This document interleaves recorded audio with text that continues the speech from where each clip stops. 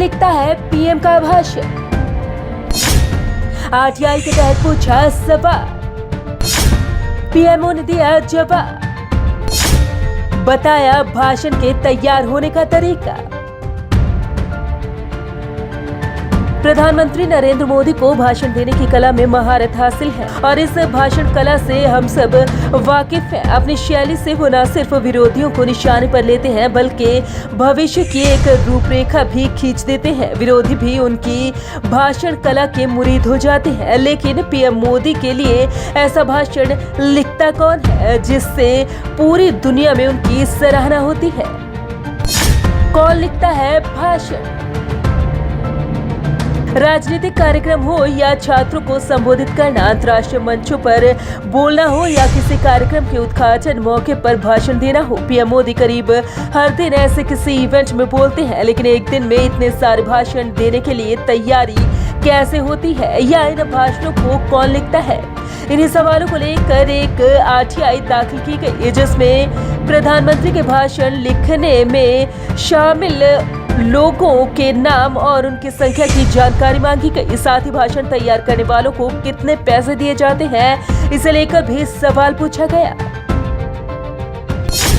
PMO का जवाब।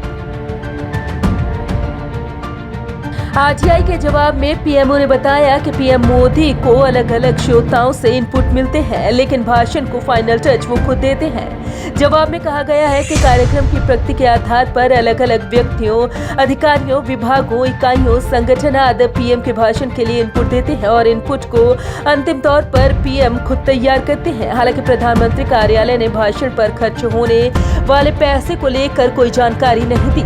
बताया गया कि जवाहरलाल नेहरू के समय से लेकर प्रधानमंत्री नरेंद्र मोदी तक प्रत्येक पीएम के भाषण को तैयार करने में पार्टी इकाइयों, मंत्रालयों, विषय के जानकारों, पीएम की निजी टीम जैसे विभिन्न स्रोतों का इस्तेमाल किया जाता है।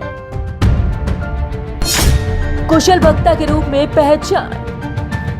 प्रधानमंत्री नरेंद्र मोदी को एक कुशल वक्ता माना जाता है। भाषण कला की जब बात होती है तो उन्हें पूर्व प्रधानमंत्रियों जवाहरलाल नेहरू, इंदिरा गांधी और अटल बिहारी वाजपेयी के साथ खड़ा किया जाता है। कहा जाता है कि नेहरू अपना भाषण लिखने में कई घंटे लगाते थे, लेकिन पीएम मोदी अपने भाषण को अंतिम रूप देने में कितना समय लगाते हैं इसकी जानकारी नहीं दी गई।